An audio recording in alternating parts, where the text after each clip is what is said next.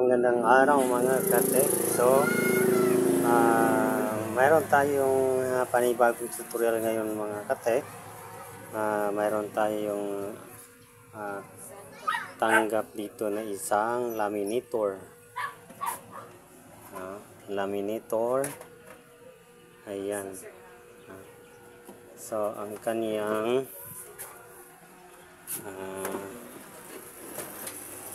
yan, laminator. So, ang kanyang problema, hindi na lumalabas yung hindi na tatakbo yung kanyang roller. No? So, ngayon ating aalamin kung ano ang problema. No? Nito nga laminator na ito. So, mayroong power pero andar naman ang kanyang motor, pero ang kanyang roller ay hindi gumagana.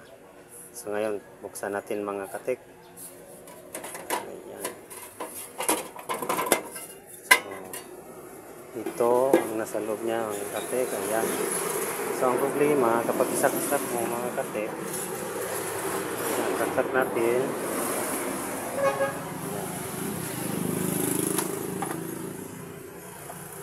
Saksak natin saksak natin mga katek, no?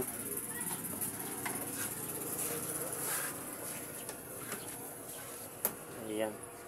So pag i-power natin siya, ayan, ayaw gumagana naman ang kanyang dynamo, pero ayaw mag-an ang kanyang laminator, no?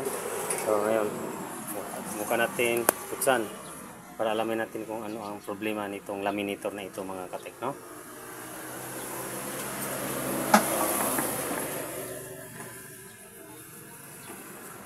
Tanggalin muna natin. Ayan.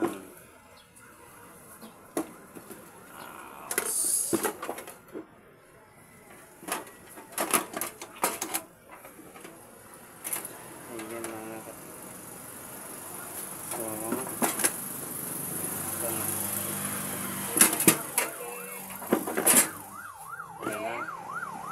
baklas na natin yung motor, baklas natin. Ayan, ito yung motor niya. Ayan, motor. Okay naman yung motor mga katek. Gumagana naman. Ang problema ay itong roller na ito. Ayaw tumakbo. Ayan, parang matigas siya mga katek. Matigas ang kanyang roller. So, ayaw siyang tumakbo. Ngayon, tingnan natin. Linisan natin yung kanyang mga gear mga katek, no? So, okay naman yung kanyang motor. Ito yung kanyang motor mga katek, oh. Ayan. So, okay naman. Function naman. Ngayon, ang problema nito mga katek is itong ang kanyang roller parang naninigas na siya. Ayan, ayaw na siyang ayan, oh, matigas siya mga katek, oh. So, ito ang kanya problema.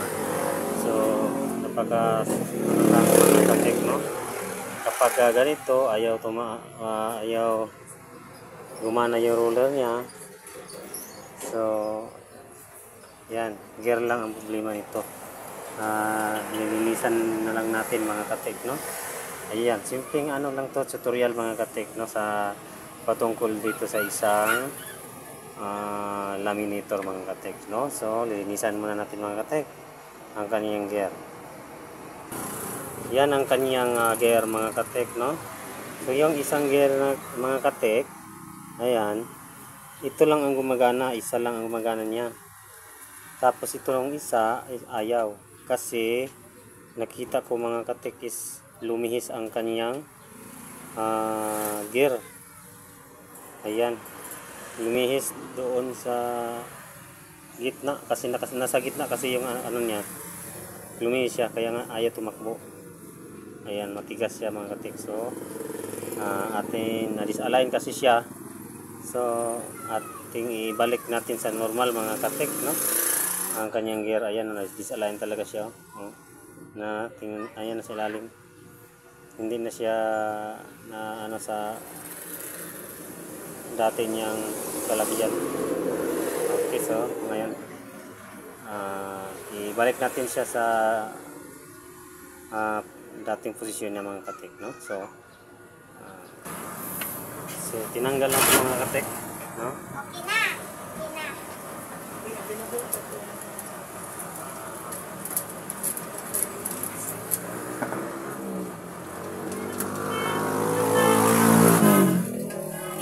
Itong gyapon. Naunad, gabi kinakadagpon ito madana sa kilid. Gabi kinakadagpon. Dapat na siya. Ano siya kadagpon? Bibi, kasi morning kalag ka, bilit kayo malapit ko. Ako takiyon ma. So ito ang kanyang roller mga katik, no? Ito, so ito lumihis na siya, hindi na siya na ano sa kanyang linya. Ayan, no? Pa, ka ba? Ayan. So ibalik natin sa dati. Ayan mga katik, no? So ito natin. Ayan, kaya pala ayaw na siyang ayan, ilagay natin sa kanyang alignment mga katik, no? So ayan, so i-align natin ang kanyang posisyon dyan, ang kanyang posisyon. Ayan, nalagay natin sa kabila. Ayan, ito nga groove niya ay kailangan talaga siyang nasa gitna. Ayan, ito namang isa. So ayan, so hindi siya na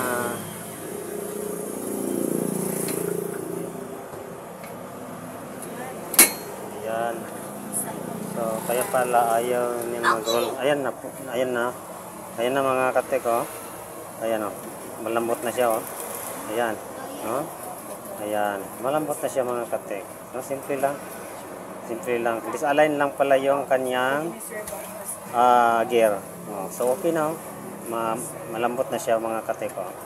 Ayan, so sureball na ito mga katik, na ito ay gagana na, no?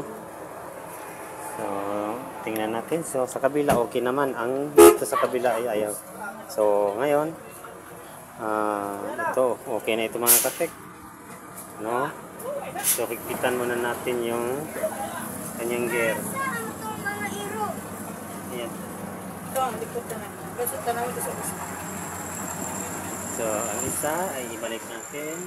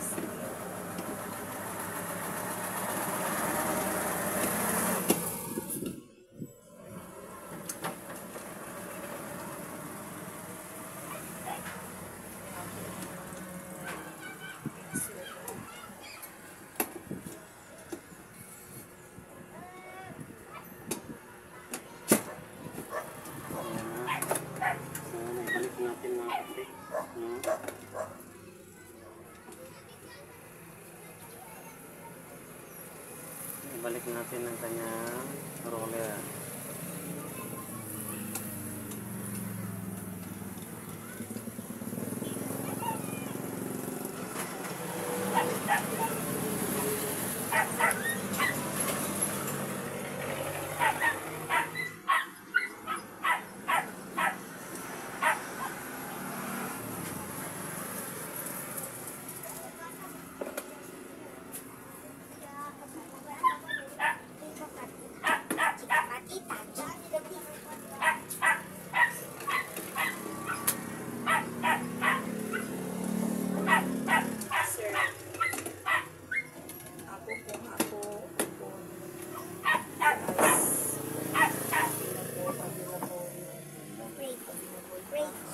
Ibalik na natin mga katik, no? Ayan, naibalik na natin yung kanyang gear. So, ano na, malambot na siya, oh. Ayan. Malambot na siya, mga katik. Ayan, oh. Kanina, matigas talaga siya. Ngayon, malambot na. So, simple lang naman, mga katik, no, sa ganitong mga trouble, no. So, okay na siya. Ayan, malambot na siya, mga katik, no. Diyon sa nimo. Align ang kailangan dito, mga katik. Alignment lang. So, okay na siya. Akin ang ibabalik, mga katik. Tapos, test natin, no, kung okay na ba talaga siya. Ayaw na, ayaw. Ayan na, mga katek. Ikapit na natin ang kanyang gear, mga katek, no. Ayan, ikapit na natin sa kanyang dating posisyon. So, yun lang, napakasimple lang, mga katek. So, subukan natin kung ito'y gagana na ba, mga katek, no. Saksak ko muna. Ito na karon. Ayan, saksak ko na, mga katek. So, power on ko. Ayan, tingnan ko kung gagana. Ayan na. Ayan na, mga katek, oh. Ayan, oh. Ayan na, nagro-roll na yan, oh. Kanina wala yan. Ayan, oh. Ayan. Umikot na siya, oh. Ayan, kita niyo, mga katek. So, umikot na siya. Ayan, oh. Yung gear na yan, oh. Umikot na siya. Kanina, ayaw lumagitik lang siya.